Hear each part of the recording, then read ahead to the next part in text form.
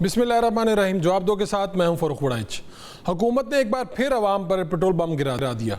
सिर्फ 3 रोज़ के लिए पेट्रोलियम मसनूआत की कीमतों में रद्दबदल किया है। अब से रोज़ाना की बुनियाद पर पेट्रोल की कीमतों में तब्दीली की जाएगी। सवाल ये है कि इस तब्दीली का तरीक़ाकार क्या होगा। सवाल तो ये भी है कि इस तब्दीली से आम आदमी की जेब पर क्या असर होगा। पाकिस्तान में हमेशा कम अज़ कम 3 हफ्तों का पेट्रोलियम स्टॉक मौजूद रहता है, तो फिर सवाल ये है कि इस तब्दीली के असरात क्या होंगे। सस्ता पेट्रोल ख़रीद कर पेट्रोलियम डीलर्स महंगा बेचेंगे, क्योंकि एक रोज़ में तो नई कीमत में पेट्रोल ख़रीदा नहीं जा सकता, और महंगा पेट्रोल ख़रीद कर डीलर्स सस्ता कैसे बेचेंगे। रोज़ाना की बुनियाद पर रद्दोबदल से किरायों में कमी और इजाफा मॉनिटर का तरीक़ाकार क्या होगा। इनमें से चंद सवालात के जवाब आपके सामने रखते हैं। दीगर जवाबात हम माहिरीन और हुकूमती नुमाइंदों से पूछेंगे। वफाकी हुकूमत गुज़श्ता कुछ अरसे से पेट्रोलियम मसनूआत की कीमतों की रेगुलेशन पर गौर कर रही है। वज़ीर-ए-आज़म शहबाज शरीफ ने इस सिलसिले में एक आला सतह की खसूसी कमेटी भी कायम कर रखी है। ताहम ताहाल इस तजवीज़ पर कोई हतमी फ़ैसला नहीं हुआ और ये मामला अभी ज़ेर गौर है।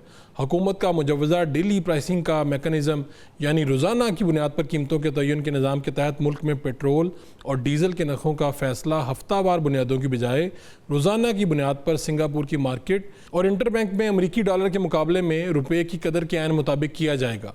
इस खुदकार और डिजिटल फार्मूले में आलमी मार्केट की रोज़ाना की कीमत और एक्सचेंज रेट के साथ साथ ऑयल मार्केटिंग कंपनियों और डीलर्स के मार्जिनस, माल बर्दारी के अखराजात और सरकारी टैक्सेस को शामिल करके रोज़ाना शाम को नई कीमत का हतमी तयन किया जाएगा।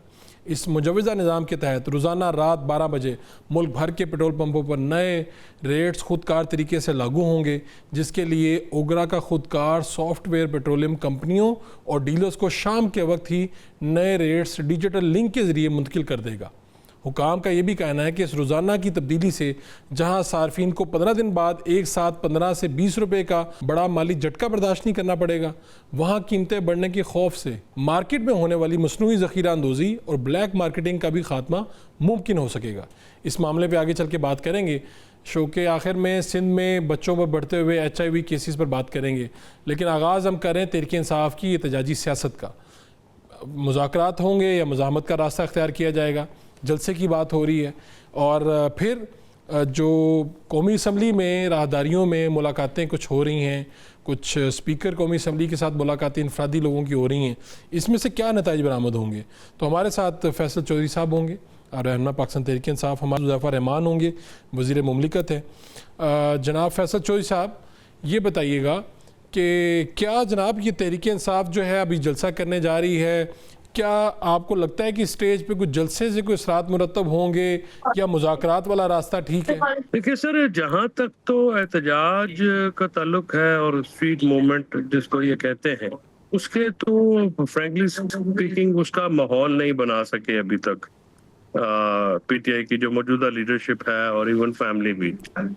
और ये जो अप्रोच है कि जी लोग निकलेंगे और लोग लाखों हजारों की तादाद में निकलेंगे और फिर इमरान खान साहब को जेल से जो है वो आज़ादी मिलेगी, ये कोई सियासी तौर पे तो काबिल अमल हल नहीं है। इसके लिए तो आपको बहरहाल मुज़ाकरात करने पड़ेंगे। मुज़ाकरात किन TORs पे क्या होंगे, एजेंडा क्या होगा, हुकूमत रोज कह देती है लेकिन TORs नहीं देते। यानी आपने एजेंडा क्या आपसे गुफ्तगू का, मसाके मईशत आप चाहते हैं तो फिर PTI तो मसाके जो है वो जेल चाहती है। वो तो अपने लीडरों की, अपने कारकुनान की रिहाई के बगैर अगर कोई बात करेंगे तो वो तो फिर काबिल कबूल नहीं होगी। और वैसे भी ये जो मौजूदा लीडरशिप है, इसका जो सब कद काठ इतना नहीं है कि ये कोई ऐसे फैसले ले सके। अल्लामा नासिर अब्बास साहब का मैं सुन रहा था, उन्होंने भी कहा जी कि हमारा जो अपोजिशन इत्तेहाद का स्ट्रीट मूवमेंट से कोई लेना देना नहीं, हम सपोर्ट करेंगे, वो तहरीक इंसाफ ने करना है। तो तहरीक इंसाफ ने अगर करना है तो फिर वो आपको अपोजिशन लीडर क्यों बनाया गया सबको? यानी वो कह रहे हैं जो करना तुसी करना है। चोइसा वो कह रहे हैं जो करना तुसी करना, साढ़े ते ना रहना। वो कहते हैं कि साढ़े ते ना रहना, जो करना है आप ही करना।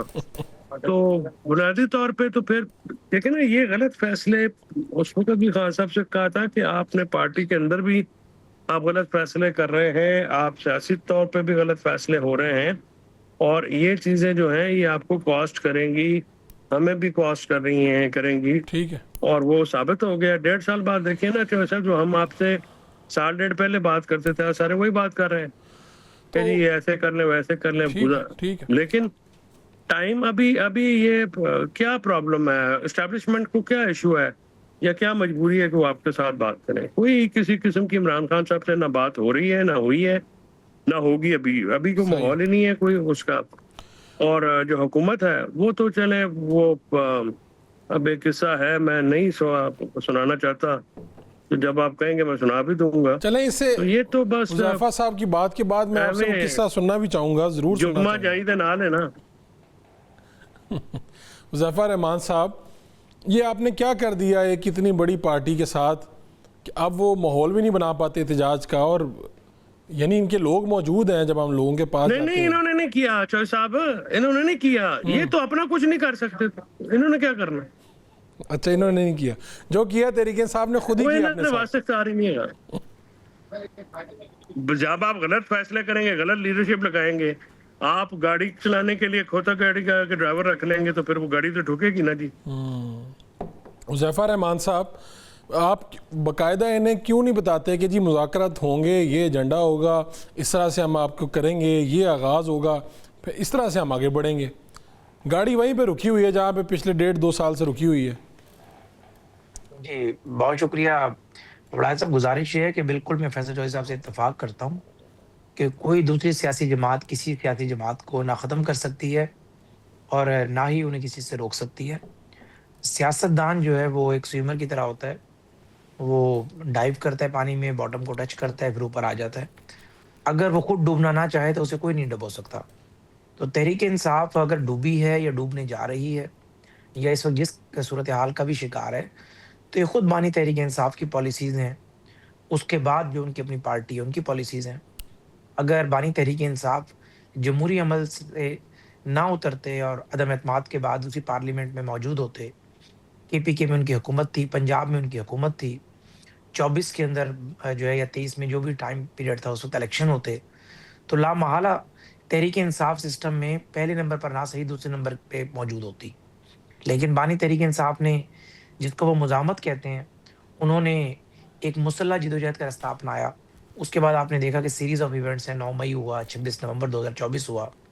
उसके बाद वो ये चीज़ भूल गए कि सियासतदान जो है वो बातचीत के ज़रिए अपने रास्ते निकालता है। उनके दिमाग में किसी ने डाल दिया था कि नहीं, मैं मुसल्लह जद्दोजहद के ज़रिए सारा कुछ मनवा सकता हूँ, और वो नहीं हुआ।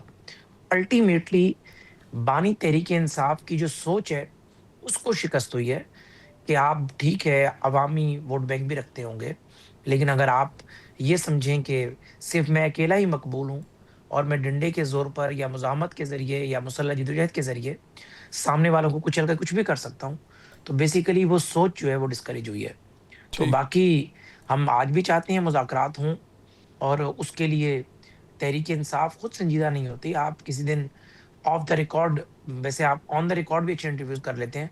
कोई अपना आप एक अच्छा-सा जो है वो पॉडकास्ट कर लीजिएगा बैरिस्टर गौहर के साथ, तो वो आपको बताएँगे कि उन्हें सबसे ज़्यादा मुखालफत अपनी जमात के अंदर से मौजूद है। बानी तहरीक-ए-इंसाफ की बहनों की तरफ से मौजूद है। जिस तरीके से बानी तहरीक-ए-इंसाफ की जो बहनें हैं, वो डिक्टेट करती हैं, वो चाहे डॉक्टर का मेडिकल बोर्ड में शामिल होना हो या फिर एक बहन की मुलाकात का मामला हो, वो बैरिस्टर गौहर कुछ समझते ही नहीं है। तो बैरिस्टर गौहर बेचारे पार्लियामेंट के फ्लोर पे तो मुज़ाकरात की बात कर देते हैं। वज़ीर-ए-आज़म साहब जो ऑफ़र करते हैं उसे कबूल भी कर लेते हैं। ठीक लेकिन है। बात आगे इसलिए नहीं बढ़ती कि हमेशा जो है वो कुआँ कभी प्यासे के पास नहीं आता, प्यासा कुएँ के पास आता है। अपोज़िशन ने बातचीत करनी होती है तो अपोज़िशन बताती है कि जी हमारी टीम बन गई है, पार्लियामेंट में हम बैठना चाहते हैं, हम स्पीकर चैम्बर में बैठना चाहते हैं। एक बयानिया बना रहे हैं कि जी वज़ीर-ए-आज़म मुज़ाकरात की ऑफ़र कर देते हैं, चूँकि उनके बस में कुछ नहीं होता, इसलिए मुज़ाकरात आगे नहीं बढ़ते। ये नहीं बता रहे कि हमने मुज़ाकराती कमेटी की सरबराही उस बंदे को दी हुई है जो हमारी जमात से ही नहीं है। यानी अगर मुज़ाकरात नाकाम हो तो ज़िम्मेदारी नून पर, और अगर कामयाब होने का इम्कान हो, लेकिन मुज़ाकरात का पीडीएम एजेंडा को क्या होगा जाफर साहब? आप क्या एजेंडा रखना मुज़ाकरात का चाहते एजेंडा हैं? ये चले होगा, आप चौधरी साहब के प्रोग्राम में बता दें। मुज़ाकरात का एजेंडा एक ही नुक्ते का होगा, और वो यही नुक्ता होगा कि किसी सियासी जमात को ये इजाज़त नहीं होनी चाहिए कि वो अगर ये समझे कि वो अपनी चर्ब ज़बानी के ज़रिए या बदमाशी के ज़रिए या मुसल्लह जद्दोजहद के ज़रिए आपके इदारों को मलाइन कर कर इक़्तिदार हासिल कर सकती है। इससे तहरीक इंसाफ को पीछे हटना होगा, ये सोच तर्क करना होगी। तो ये बाकी मुज़ाकरात मसले को आपसे भी क्यों करेंगे। करें? हाँ, ये तो फिर उनसे डायरेक्ट होंगे, ये बात तो नहीं, ये आपसे तो करने किनसे की क्या करेंगे ये जरूरत है? मुज़ाकरात? जिनके कंधों पे आप चढ़े हुए हैं वो डायरेक्ट बात कर लें। इस वक्त ये तो आप कहते हैं ना नहीं, जी, ये कि हम मुज़ाकरात उनके का जो कंधों पे एजेंडा चढ़े आपने दिया है, इस पे आपका क्या लेना देना? हमारा लेना देना इसमें तो यही नहीं चढ़े हुए है कि तमाम आप सियासी इनकार कर जमातें, दें। चाहे वो नून लीग हो, चाहे पीपल्स पार्टी हो, हजूर, चाहे आप उन्हें उनकी बावर होना बैकिंग चाहिए। आपको नहीं है अवेलेबल? क्या नहीं, आप उनके देखिए, हर सियासी नहीं, आप हुकूमत- उनके सर पे हर- चढ़ के नहीं आए हो, आप उनके मुझे मुकम्मल करने देना। हर सियासी हुकूमत को चौधरी साहब, हर सियासी हुकूमत को उस मुल्क की एस्टेब्लिशमेंट, फौज की बैकिंग मौजूद होती है। ये जरूर है कि कभी एस्टेब्लिशमेंट का भी और कभी किसी हुकूमत का भी ऐसे कमजोर अपोजिशन से वास्ता नहीं पड़ा कि वो अपने मुल्क की एस्टेब्लिशमेंट, अपने मुल्क के इदारों को मलाइन करके खुश होती है।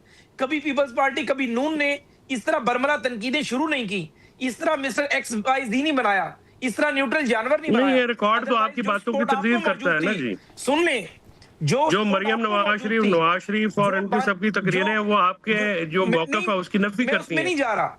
वो तो उसमें ऑन जाने की रिकॉर्ड है कोई ना सर, जरूरत ही कौन सा नहीं है। कोई मैं आज 150 पे साल बात पुरानी कर रहे हैं। बात है? ये हमने- 2018 19 की हमने तकरीरें सुन लेना। एक्सीलेंसी हम आज पे बात कर रहे हैं और आज ये कहता है कि आप लोगों को भी इतनी बैकिंग मौजूद थी। फैज हमीद साहब को तो छोड़ दें, एक कर्नल जो है वो पूरी पार्लियामेंट चलाया करता था और कानून आप साजी कौन की- चलाता है? कौन सा कर्नल उस था? वक्त आप लोग सुन कौन सा लें, कर्नल? सुन लेना जी। मैं ना दसो ना, अब आप कि जो हुकूमत में भी बंदा- होकर सुन डरते हैं। लेना, बताए ना सुन कौन लेना सा भाई, कर्नल, कौन सा मुकम्मल जनरल था? या आप मेरा कोई ओ सर, ना तो दसो ना। इंटरव्यू नहीं कर रहे, मुझे जवाब तो देने दे। यार आज जवाब देने देंगे तो उज़ैफा हजूर, साहब, कुछ दस, आप नाम तो लें ना। जो बंदा सुन ले, जो बंदा मनसब से रिटायर हो गया, वो उस वक्त की जॉब डिस्क्रिप्शन के मुताबिक जो भी कर रहा था, लेकिन वो फैक्ट मौजूद था। आप मुझे अभी कॉल कर लीजिए कि मैं नाम ये तो बता दूं, कर्नल मैं जनरल की जवाब भी ले सकता हूं, जॉब लेकिन डिस्क्रिप्शन है ही नहीं जो आप कह रहे हैं। रिटायर हुआ है, मैं एक रिटायर वो कह रहे हैं अब रिटायर हो गए इसलिए नहीं कह रहे फैसल साहब, वो कह रहे हैं रिटायर हो चुके हैं इसलिए नहीं कुछ कह नहीं रहे। तो रिटायर होके बंदा अपने जुर्म से या अपनी गलत कार्यों से बरी-उज़्मा हो जाता है। तो उस जुर्म के जो बेनिफिशरी हैं वो बानी तहरीक इंसाफ हैं। फैज तो हमीद फिर ने आप जो क्यों कुछ नहीं किया, एक्शन लिया आपने जिस उनके तरीके खिलाफ? से आप जिस तरीके से आप कहते थे कि आर्मी चीफ कौम का बाप होता है, तो ये बातें ना कुरे दे। जितनी बैकिंग आज हमें मौजूद है, ये एस्टेब्लिशमेंट नहीं तो आप हुकूमत में हैं सर, आप उनको बुलाएं, आप उनका कोर्ट मार्शल करें। इदारों को मलाइन ना करें, आप मेहरबानी फरमाएं।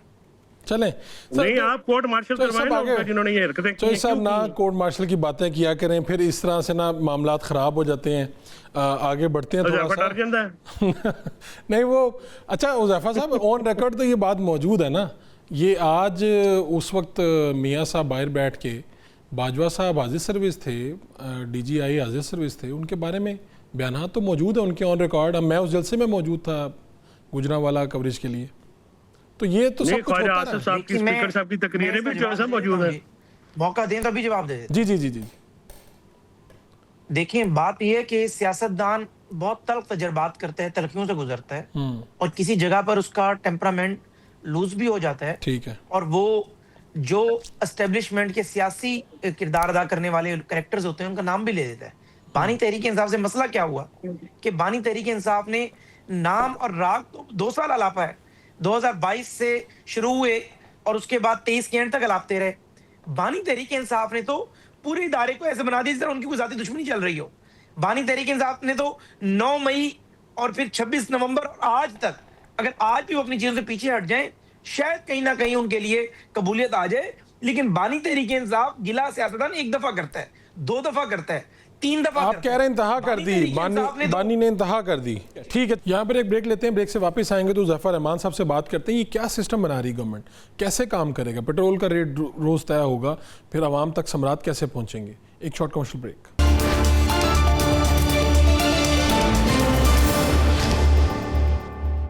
आवाम इसको मुस्तरद करती है और हमारी हुकूमत से अपील है कि पेट्रोल और डीजल की जो कीमत है इनको फिलफोर कम करे। सब कुछ पेट्रोल पे डिपेंड करता है, तो पेट्रोल महंगा होगा तो सब कुछ ही महंगा होगा। अल्लाह ताला इस हुकूमत को हिदायत दे दे। गरीब बंदा तो इसी तरह पीस रहा है, ना आटा पूरा कर सकते हैं ना घी पूरा कर सकते हैं, और बस रो रहे हैं। इस तरह किसी भी मुल्क में नहीं होता। पेट्रोल महंगा हो गया तो सवारियां मेरे साथ बहस कर रही हैं, लड़ रही हैं कि भाई आपने किराया महंगा कर दिया। Welcome back. पेट्रोलियम मसनूआत के हवाले से उज़ैफ़ा साहब आपसे पूछना है, ये हुकूमत क्या तरीकाकार ला रही है? तो मैंने देखा आप बोल भी रहे थे कहीं और भी, ये थोड़ा सा आवाम जो है वो परेशान हो गई। वो कह रहे हैं पहले तो होता था हफ्ते बाद चीज़ें आ जाती थी और अगर महंगा भी होना था, तो अगर तो ये रोज़ ही काम बदलेंगे, प्राइसेस बदलेंगी, क्या इसका मैकेनिज्म क्या होगा? मैं समझने की गर्ज से आपसे कह रहा हूँ।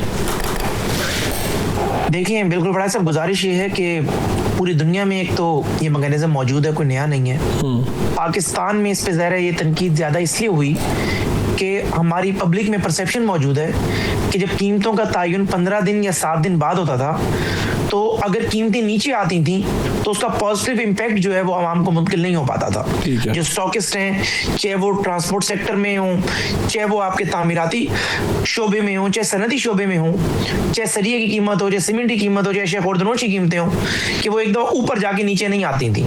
और अब जब कीमत डेली ऊपर या नीचे होगी तो क्या उसका पॉजिटिव इम्पैक्ट भी आवाम को मुंतकिल होता रहेगा या सिर्फ नेगेटिव इम्पैक्ट ही आएगा? एक ये बीइंग क्रिटिक, ये बात तो बड़ी अहम है कि चारों सूबों की और आपके मुल्क में कंपटीशन कमीशन ऑफ पाकिस्तान की जिम्मेदारी बढ़ जाएगी कि जब कीमतें नीचे आए तो तमाम चीज़ों की कीमतें जो उस रेशो से बढ़ी हों नीचे आनी चाहिए। लेकिन अगर आप ये कहें कि इसके फवाइद क्या है, फवाइद ये है कि तनकीद ये होती थी कि पेट्रोल पंप्स 6-7 दिन पहले स्टॉक रखकर सेल बंद कर दिया करते थे कि इकट्ठी कीमत 15 रुपए 20 रुपए बढ़ेगी। जब पेट्रोल पंप को ये पता होगा कि रात 12 बजे के बाद कीमत 1 रुपए ऊपर भी जा सकती है, नीचे भी जा सकती है, तो उसका जो लालच है वो हमारी एक सरेकी की मिसाल है कि जले तक लालची जिंदा है दिवाला भूख नहीं मरता। यानी अगर लालची जिंदा हो तो जो दूध में पानी मिलाने वाला होता है वो भूखा नहीं मर सकता। तो बेसिकली उस लालच को खत्म किया गया है कि चाहे वो ऑयल मार्केटिंग कंपनीज हो, जब हम कीमतें कम करते हैं तो वो कहते हैं हमें कई सौ अरब का नुकसान हो गया। जब कीमतें बढ़ा दें तो आवाम कहती है स्टॉक मौजूद था, आपने उन्हें फायदा दे दिया। पेट्रोल पंप मालकान क्या करते हैं, वो रात 12 बजे जब पता है कीमत बढ़नी है जुम्मे वाले दिन या 7वें दिन या 15वें दिन, वो पेट्रोल और डीजल देना बंद कर देते हैं। अब जब कीमत पता होगा कि हर लम्हे बढ़ी या घटी है तो कोई बंदा स्टॉक नहीं करेगा, आवाम को रिलीफ देने के लिए करेगी, ये मैकेनिज्म लाया जाए रिलीफ देने के लिए। इसमें हाँ, इसके साथ जो इंपॉर्टेंट चीज है वो ये जरूर है कि अब हमें पूरी अपना वो कहते हैं ना कि बेल्ट कसनी पड़ेगी कि चारों सूबे, उनके डिप्टी कमिश्नर, चीफ सेक्रेटरीज और आपका कंपटीशन कमीशन, हम सब मिल मिलाकर ये जो इसका पॉजिटिव इंपैक्ट होगा, लेट्स से आज 5 रुपए कीमत बढ़ी है, 2 दिन बाद अगर कीमत 4 पे कम होती है तो वो लामहला पूरा इंपैक्ट गरीबों तक पहुंचना शुरू हो। तो मेरे ख्याल से ये फॉर्मूला गो के 78 साल बाद बना। लोगों का एक क्रिटिसिज्म मौजूद है कि भाई हम पहले उस फॉर्मूले से लोगों को फायदा होगा, वो लिंक हो गए थे, ठीक है, लेकिन ये फॉर्मूला मेरे ख्याल से लोगों को ज्यादा फायदा देगा। फैसल चोई साहब, एक तो देखें हुकूमत एक दर्द रखती है इस हवाले से और नया मैकेनिज्म ला रही है, और साथ ही साथ में एक ऑन अ लाइटर नोट कह लें या सीरियस कि बार बार बात हो रही ना फैसल चोई साहब के जी काबीना में रद्दोबदल, नौजवान चेहरे, तो हमारे भाई भी कम से कम फेडरल मिनिस्टर होना चाहिए, इतने अच्छा दिफा भी करते हैं और अच्छी तरीके से समझाते भी हैं, और चूँकि पहले साफ़ी रहे हैं तो हमारी हमदर्दियाँ भी इनके साथ हैं। फैसल चोई साहब, आप हमारी सिफारिश करते हैं बदर शहबाज साहब से, हम फेडरल मिनिस्टर हो जाएंगे। काश मेरी सिफारिशों पे बनते लोग अपना। जी चोई साहब, सर गुजारिश ये है कि जो 2 बातें हैं, उज़ैफ़ा समेत तमाम नौजवानों के लिए दुआ गो हैं। अच्छा है अगर पोर्टफोलियो मिल जाता है, ये तो गवर्नमेंट का इंटरनल मामला ना जी, इसका कोई अवामी सतह पे तो कोई उसकी है नहीं है। तो जहाँ तक आपकी बात है पेट्रोलियम प्राइसेस को डीरेगुलेट करने की, देखिए ये आधा तीतर आधा बटेर है, इससे काम नहीं चलेगा। सबसे पहली बात तो ये है कि जिन मार्केट से आपने ये फार्मूला उठाया वहाँ पे टोटल जो है ना गवर्नमेंट का कोई लेना देना नहीं होता प्राइस मैकेनिज्म्स को तय करने में। फिर ना वो सेल को तय करते हैं, ना वो उसमें किसी किस्म की मुदाखलत होती नहीं है। वो इंडिपेंडेंट प्राइवेट जो एंटिटीज हैं वो करती हैं।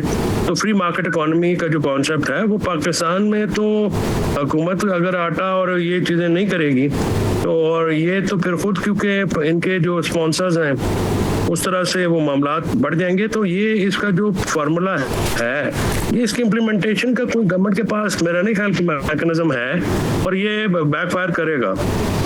उसकी वजह यह है कि इन्होंने उसको इम्प्लीमेंट करने से पहले बिल्कुल किसी किस्म का कोई ना तजर्बा किया है, ना एक होता है ना एक्सपेरिमेंटल बेस पे आप देख लेते हैं, कुछ शहरों में लगा के देख लें जी कि ये फायदा होगा नुकसान होगा, तो ये रात को उठते हैं सुबह ये फैसला कर देते हैं और लाते हैं कि हुकूमत जो है वो किसी भी महाज के ऊपर कामयाब तो है नहीं, इकोनॉमी का महाज हो, लॉ एंड ऑर्डर का हो, गवर्नेंस का हो।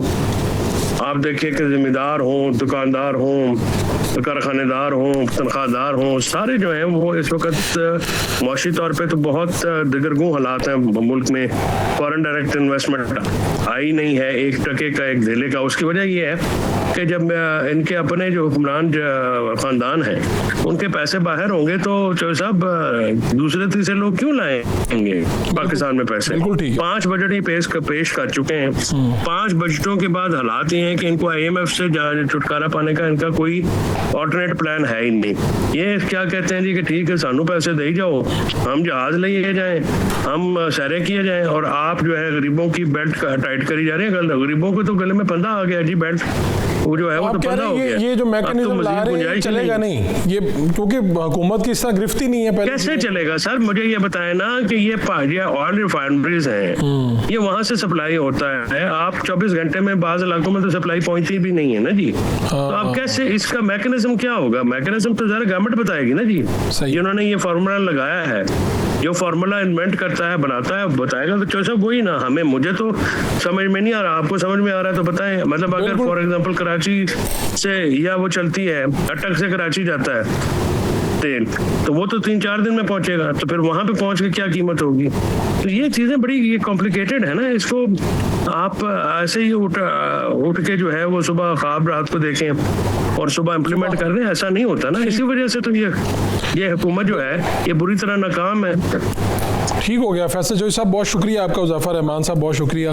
ब्रेक लेते हैं। ये जो मामला है कि हर रोज़ पेट्रोल की कीमत जो है वो किस तरह से तय होगी, और फिर ये कि वो ये मैकेनिज़्म चलेगा भी या नहीं चलेगा। हुकूमत की पहली गिरफ्त कमज़ोर है चीज़ों पे, बाकी जो चीज़ें हैं जो रोज़ के इस्तेमाल में हमारे आती हैं उनके रेट्स तक गवर्नमेंट जो है वो नहीं मैनेज कर पाती। तो इस पे कैसे मैनेज होगा, और ये बहुत बड़ा मसला है, इस पर बात करेंगे। डॉक्टर खाकान नजीब साहब हमारे साथ होंगे। अब हमारे मुआशियात हैं, एक शॉर्ट कमर्शियल ब्रेक के बाद वो हमारे साथ होंगे। Welcome back. Doctor Khaqan Najeeb साहब हमारे साथ हैं, हमारे मुआशियात हैं। डॉक्टर साहब, ये हुकूमत जो मैकेनिज़्म बना रही कि हर रोज़ पेट्रोल की कीमत में तब्दीली होगी, रात को पता चल जाएगा, और इससे जनाब आवाम जो है उनको रिलीफ मिलेगा, तो ये बताइए कि ये क्या मैकेनिज़्म हो सकता है, इससे कैसे रिलीफ मिल सकता है, या हुकूमत की जो सोच है, और क्या ये पाकिस्तान में इस पे इम्प्लीमेंटेशन हो भी सकती है, इस तरह से मुमकिन है?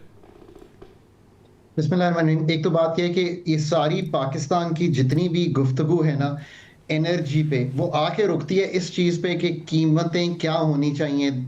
20 रुपए बढ़ गई, 20 रुपए कम हो गई, 40 रुपए बढ़ गई। I think what we have to realise as a nation, as authorities, कि ये एक बड़ा, जिसे कहते हैं ना, कॉम्प्रिहेंसिव मार्केट आर्किटेक्चर का प्रॉब्लम है across oil, across gas, LNG, LPG, refining, storage, logistics and retail supply. अगर हम इसको समझेंगे नहीं ना, तो यार you can come back to me 5 years from now and you will ask me exactly the same question. उसकी वजह बताता हूँ आपको। आज से 10 साल पहले चले जाइए तो ये बात हुई थी कि पाकिस्तान की जो रिफाइनरीज हैं उनमें से, मैं ये अभी देख रहा था, एक रिफाइनरी है पार्को जो कि लाइट कन्वर्जन कर सकती है, बाकी सारी एक पुरानी दकियानूसी टेक्नोलॉजी पे हैं जो कि हाइड्रोस्किमिंग करती हैं। तो आपने रशिया से तेल मंगवाया, वो नहीं हो सकता पाकिस्तान में क्रूड ऑयल। अब, और ये मैंने इतनी बार टेबल पर बैठकर ये बात सुनी है कि हम अपनी रिफाइनरीज को अपग्रेड कर रहे हैं। आज मैं दोबारा कहता हूँ कि मैं सुन रहा हूँ कि अथॉरिटीज़ ये पॉलिसी ला रही हैं। ये मैं इसलिए बता रहा हूँ कि ये जब तक ओवरऑल प्राइसिंग से निकल कर पूरे सेक्टोरल एनालिसिस करके put the best minds to get this right, ये नहीं ठीक होना। ये तो एक बात मैंने कर दी। अब आ जाए कि एक डीरेगुलेशन होनी चाहिए। इसका ये मतलब अनरेगुलेटेड मार्केट नहीं है, इसका मतलब है एक वेल रेगुलेटेड एनर्जी आर्किटेक्चर। उसका क्या मतलब है? उसका मतलब है कि बिल्कुल जो फ्यूल प्राइसेस हैं वो डीरेगुलेट होनी चाहिए। पर अच्छा कदम है कि आप उनको मार्केट पे छोड़ें, बट इसका ये मतलब नहीं है कि ओगरा जो है वो किसी चीज का तयन करके एक कीमत निकाल रहा है। क्यों? उसका क्यों ये मतलब नहीं है? बिकॉज अगेन एक और बड़ा प्रॉब्लम है वो ये है, क्या आपके ख्याल में कि ओगरा जो है वो एक independent rule based professional regulator है जो टैरिफ डिटर्मिनेशन, लाइसेंस की enforcement, transparent dispute mechanism, performance monitoring, routine publication of market data, क्या वो ये सारा काम कर रहा है? अगर कर रहा है तो जरूर ये कामयाब हो जाएगा, ये जो कदम आपने उठाया है, बिकॉज एक इंटरनेशनल प्राइसेस हैं उससे आप तायुन करना चाह रहे हैं। बट बात यहाँ पे भी नहीं रुकती। अब आप कहेंगे यार डॉक्टर साहब आप तो बड़ी डीप और गहरी इस पे मतलब चीज में चले जाएं। बात ये कि अगर ये गुफ्तगू नहीं ना करेंगे, मैं कहीं भी हूँ 5 साल बाद, take my interview, call me at that time, I will repeat what I am telling you. आगे चलिए। अब आप कहते हैं कि पाकिस्तान में एक टैक्सेशन का निज़ाम है जिसमें हम मेरे ख्याल है 1677 अरब रुपया, लास्ट ईयर हमने 1428 अरब रखा था, अब हम 1677 अरब रुपया, उतना ही तेल मैं कहता हूं इस साल भी बिकता है, डीजल और पेट्रोल जो सबसे ज्यादा बिकता है, उसमें से निकालना चाहते हैं। अब अगर आप 150-200 अरब ज्यादा निकालना चाहते हैं तो ये एक इनडायरेक्ट वो टैक्स है जो कि अनफेयर है। क्यों ये आपको करना पड़ता है? इसलिए करना पड़ता है कि अगर 18% भी इसको जीएसटी की मद में रखा जाता तो ये तो 40 रुपए होता, अब आपने 80 रुपए रखा हुआ है। क्यों करना पड़ता है? बिकॉज डायरेक्ट टैक्सेशन नहीं करते। मामला पाकिस्तान में ना कॉम्प्लेक्स हैं, इसीलिए मैं बार बार कहता हूं we are not getting our policy right, because policy क्या चीज है यार? HR is policy in the world till you get a very professional ministry, one ministry of energy, a very professional regulator, and downstream, upstream Pakistan में आप शुरू करें कि मतलब 20 साल में कितनी दरियाफ्त की। अब मैं आपको एक मिसाल देता हूँ, 90%, mark my words, 90% of Pakistan's energy is imported. Energy security should be your top concern, especially Middle East crisis ने आपको ये सिखा दिया। 10 या क्या 9 LNG कार्गोज थे जिसपे फोर्स मजोर हो गया, आपको मुल्क में लोड शेड भी करना पड़ा, तो आपने 90% आज भी आप एनर्जी सिक्योरिटी पे डिपेंडेंट है externally. For me that's very very uncomfortable. आगे आ जाइए। आप एक चीज को डीरेगुलेट करके ये कदम ठीक उठा रहे हैं, but third party gas sales, liberalize LNG, petroleum imports, unbundle SNGPL, SSGC, operationalize open access pipelines, LNG terminals with transparent capacity allocation. मतलब ये क्या चीज कहलाती है? एक competitive गैस मार्केट साथ क्रिएट हो।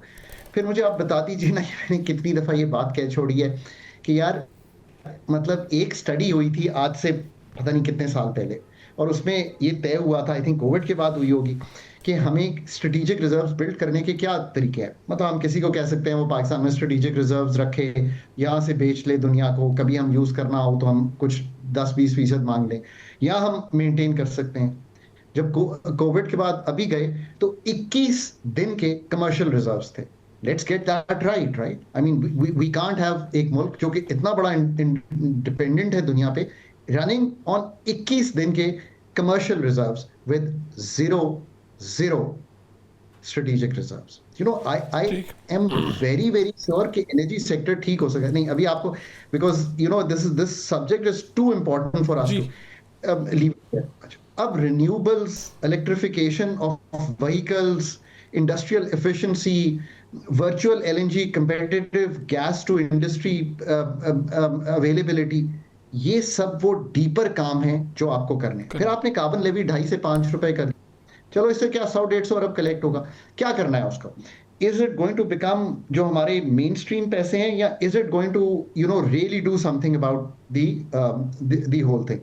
कहने का मकसद ये कि एडमिनिस्ट्रेटिव प्राइस मैनेजमेंट से निकलकर एनर्जी सिक्योरिटी, इन्वेस्टमेंट इन upstream Pakistan, exploration, industrial competitiveness, और जो फिजिकल सस्टेनेबिलिटी है बियॉन्ड इनडायरेक्ट अनफेयर टैक्सेशन। ठीक हो गया डॉक्टर साहब। मैं जो बात आपकी समझा हो ना, वो इसका एक ही लफ्ज़ है कि रिफॉर्म्स, पाकिस्तान को इसकी ज़रूरत है। मैंने तो आपको उन रिफॉर्म्स को एक सफ़े पे लिख भी दिया है। बिल्कुल ठीक है, और लेकिन ये नहीं है कर नहीं रहे, समझते नहीं है। बात कहे हो रही है लेकिन गवर्नमेंट सेक्टर कर नहीं रहा है। उस पेस और उस स्केल पे करने की जरूरत है कि आप 5 साल का एक मंसूबा रखें सामने कि यार this is how energy sector will look, then investment भी आएगी। वरना इन्वेस्टमेंट दुनिया से हम ढूंढ रहे हैं बट एफडीआई ड्रॉप कर रही है, आई थिंक 34% ड्रॉप है फ्रॉम लास्ट ईयर। क्यों नहीं आ पा रही? जहां तक डेली प्राइस का ताल्लुक है, इस पे ऑफ हैंड कमेंट ही है, हम प्लैट्स की कीमत लेते हैं सिंगापुर की, अब देखना पड़ेगा कि ये पाकिस्तान के लिए यूजफुल होती है कि नहीं होती, डिपेंडेंट कि हम इस वक्त जो हमने पिछले उसमें देखा है एबनॉर्मली हाई प्रॉफिट्स आए हैं ओएमसीज के पाकिस्तान में। सो हमें देखना पड़ेगा कि क्या ये फॉर्मूला ठीक है। प्लैट सिंगापुर एक ओवरऑल कीमत देता है, बढ़ा हुआ है, ये भी मैं मानता हूँ, प्राइस पास थ्रू इस वक्त करना है, बट इसका पूरा डीरेगुलेशन का एक पर्चा मेरा ख्याल है हुकूमत को, अथॉरिटीज को लिख लेना चाहिए। ये competitive pricing का मतलब है कि let them compete and every petrol pump will have a different price. That's what competitive pricing is. It is not the regulator coming up with the price. अच्छा, इस पे ये सारा काम अगर नहीं करेंगे और ये transition into a deregulated energy market सही तरह create नहीं करेंगे, इसका तो ये भी मतलब है ना, मैं अगर आगे explain कर दूं कि कराची में शायद सस्ता होगा पेट्रोल और अप नॉर्थ में जाके महंगा होगा, बिकॉज एक फ्रेट मार्जिन है ना। क्योंकि फिर deregulation means something else, a well designed deregulated market, not an unregulated market. Government's role shifts from price administration to setting up, ये जो मैंने सारे काम कहे हैं पाकिस्तान का एनर्जी सेक्टर। मैं एक आपने वर्ड बोला reform, so let me explain. मैं जब एनर्जी सेक्टर पे प्रेजेंट करता हूँ ना, तो जो एनर्जी सेक्टर का जो मेरा पहला ओपनिंग स्लाइड होती है ना, वो होती है नॉट रिफॉर्म बट तंजीम नौ। ये उर्दू का खूबसूरत लफ्ज़ है और मुझे बहुत एनर्जी सेक्टर, इस सेक्टर को अभी जो मैंने एक्सप्लेन किया एक तंजीम नौ मानता है। मैं आखिर में एक बात कहूँ, हम एलएनजी, इलेक्ट्रिसिटी, पावर, ऑयल, इनको अलग-अलग कोशिश कर रहे हैं प्लानिंग की। Integrated energy planning is what the world is doing today. That model we have to assume, but why doesn't this happen? Your key question to me should be कि अगर आप ये मुझे explain कर रहे हैं तो ये हो क्यों नहीं पा रहा? देखिए, honestly to do this, 17% हमने IPPs को दिया, फिर उसको ठीक करने की कोशिश की, सोलर से लेके अब तक what is going wrong?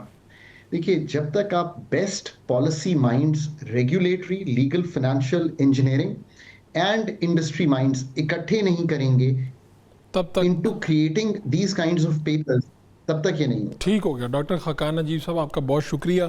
यही मसला है जो हुकूमत ये कैसे मैकेनिज़्म ये लाएगी और फिर इसे चलाएगी कैसे, और फिर एक ही वक्त में मुल्क के मुख्तलिफ हिस्सों में जब कीमतें मुख्तलिफ होंगी तब रिएक्शन क्या आएगा। एक ब्रेक लेंगे, ब्रेक से वापस आएंगे तो बात करेंगे सिंध में बढ़ते हुए एड्स के केसेस, सरकारी हॉस्पिटल्स में ये कैसे हुआ, और फिर इस पर पाकिस्तान ही नहीं बल्कि अरब मीडिया को भी इस पर रिपोर्ट करना पड़ा। इसका सिंध हुकूमत कर क्या रही है, इस पर बात करेंगे। Welcome back. सिंध में एड्स के बढ़ते हुए केसेस, क्या 2 अरब रुपए के फ़ंड जो हैं रोकथाम के लिए काफ़ी हैं? ये मामला चल क्या रहा है? सिंध गवर्नमेंट क्या इक़दाम कर रही हैं? मुस्तफ़ा बलोच साहब, तर्जुमान सिंध हुकूमत, हमारे साथ हैं। मुस्तफ़ा साहब, बहुत शुक्रिया, आपने वक्त दिया। ये तो अब जो केसेस हैं, बढ़ते हुए केसेस, आलमी इदारे भी जो हैं इसके ऊपर तवज्जो दिला रहे हैं, इस पर बात कर रहे हैं, तो ये मामला क्या है और सिंध हुकूमत क्या कर रही है, कैसे कर रही है? बिस्मिल्लाहिर्रहमानिर्रहीम। बड़ाई साहब, देखिए, सबसे पहले तो मैं आपको ज़रा इन्फॉर्म करूं कि जो गली का हॉस्पिटल है ये सोशल सिक्योरिटी इसको रन करती है, और ये 1970s में मेरे वालिद साहब ने ही, जब वो लेबर मिनिस्टर थे तो उन्होंने ही बनाया था।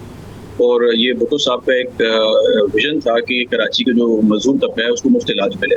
ठीक है। तो ये तो पाकिस्तान पीपल्स पार्टी का एक शुरू से ही एक पॉलिसी रही है अवाम के सहूलत के लिए। ये जो मैटर पे अगर हम आते हैं तो इस पे देखें, ये तकरीबन पिछले साल अक्टूबर में कुछ केसेस जो है वो यहाँ पे हाईलाइट हुए थे, जिसके बाद जो मिनिस्टर लेबर सईद गनी साहब उन्होंने इंक्वायरी भी की और वो सारे जो केसेस हैं उनको देखा भी गया। तो फिर एक ज़ाहिर है फैक्ट फाइंडिंग कमेटी भी बनाई गई और सारी चीज़ें हुई, और जो हॉस्पिटल के एमएस थे उनको ओहदे से हटाया भी गया। और उसके बाद हमने ज़ाहिर है हमें अंदाज़ा था कि ये केसेस बढ़ भी सकते हैं और स्प्रेड भी हो सकते हैं, तो उसको मद्देनज़र रखते हुए कुछ 10,500 स्क्रीनिंग करवाई गई उसी लोकेलिटी में जहां ये हॉस्पिटल सिचुएटेड है। ठीक है। तो उससे पता ये चला कि अराउंड 100 प्लस जो है वो कुछ केसेस यहाँ पे आइडेंटिफाई हुए, और साथ साथ फिर लांडी हॉस्पिटल है, वहाँ पे भी हमने उसको, जब हमें कुछ केस वहाँ पे भी नजर आए तो उस पर मजीद वहाँ पे भी हमने कुछ स्क्रीनिंग जो है वो हज़ारों की तादाद में करवाई, जिससे हमें 10 केस वहाँ पे भी जो है वो आइडेंटिफाई हो। अब देखिए बात यह है कि एक इशू है, उसको बिल्कुल गवर्नमेंट ऑफ सिंध जो है वो सीरियस ले रही है, और उस पर हम जो ऑफिसर्स या जो भी स्टाफ है या जो भी डॉक्टर्स हैं उन पे कार्रवाई भी हम कर रहे हैं। जैसे अराउंड 37 लगभग जो डॉक्टर्स और स्टाफ हैं उन पे जो है वो उनको शो कॉज भी दिया गया है, कईयों को सस्पेंड भी किया गया है। तो सीरियसनेस आप देख सकते हैं इस हवाले से। और जो इफेक्टेड ज़ाहिर है बच्चे हैं जिनके साथ ज़ाहिर है क्योंकि ज़्यादा तादाद बच्चों की है, तो उनकी फैमिलीज के साथ वी आर वेरी कंसर्न्ड, और हमने उनके लिए 2 अरब की एक अमाउंट मुख्तस की है जो कि इन्वेस्ट की जाएगी, और उससे जो है जो भी रेवेन्यू जनरेट होगा वो उनकी कफालत के लिए और उनके इलाज के लिए, उनकी सेहत के लिए जो है उनको उनकी अपब्रिंगिंग के लिए जो है उनकी फैमिलीज को दिया जाएगा, और इसको मजीद बढ़ाने के भी सिंध हुकूमत सोच रही है। ठीक है। तो ये जो अरब मीडिया ने रिपोर्ट किया बलोच साहब, उसके मुताबिक ये एक ही हॉस्पिटल में कम से कम 130 अफराद जिसमें ज़्यादातर बच्चे एड्स से मुतासिर हैं, क्या ये फिगर दुरुस्त है? जी सिर्फ एक ही हॉस्पिटल में 130 नहीं, ये वलीका हॉस्पिटल में अराउंड ये 120 तक फिगर जा रहा है। ठीक है। और जो बाकी 10 केसेस हैं वो लांडी हॉस्पिटल है वहाँ पे आइडेंटिफाई हुए हैं। तो पॉइंट ये है कि देखें इसमें हमने तो स्क्रीनिंग कराई, उसमें सोशल सिक्योरिटी गार्ड जिन फैमिलीज को मैसर होता है उनमें से जो 120 थे उनमें से सिर्फ 80 केसेस उनके थे जिनके पास सोशल सिक्योरिटी गार्ड है, जिन्होंने पॉसिबली उस हॉस्पिटल से इलाज कराया हो।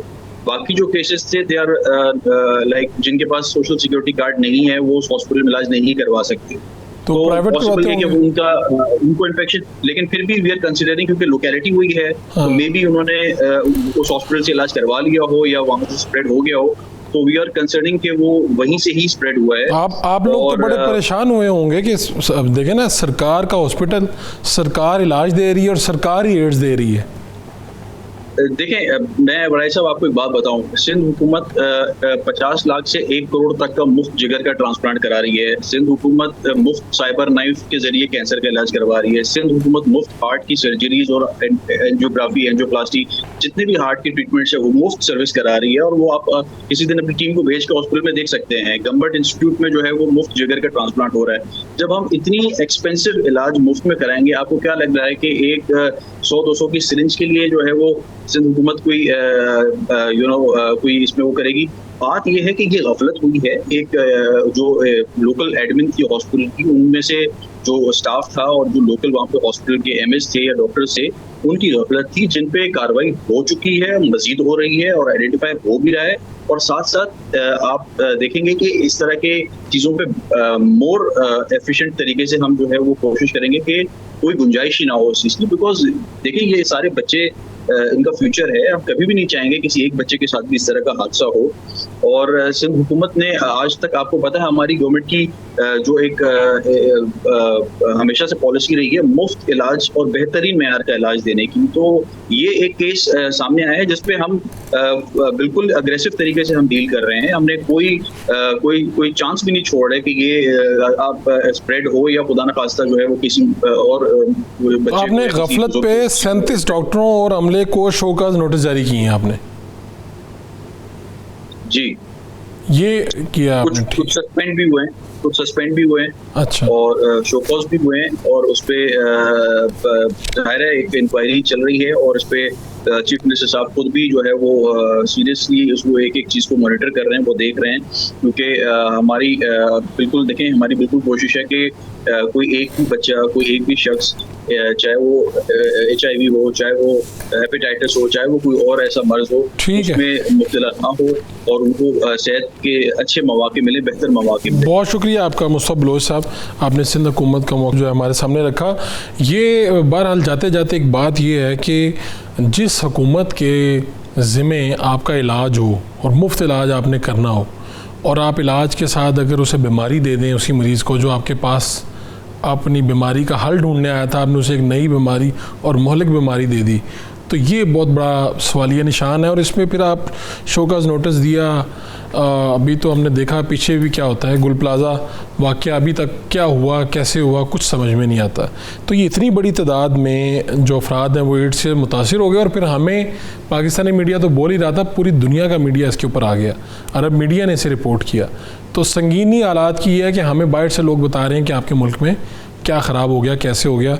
देखते हैं कि हुकूमत इसे कैसे ठीक करती है या आइंदा क्या इक़दाम करती है। इंशाल्लाह फिर मुलाकात होगी अल्लाह ने के बाद।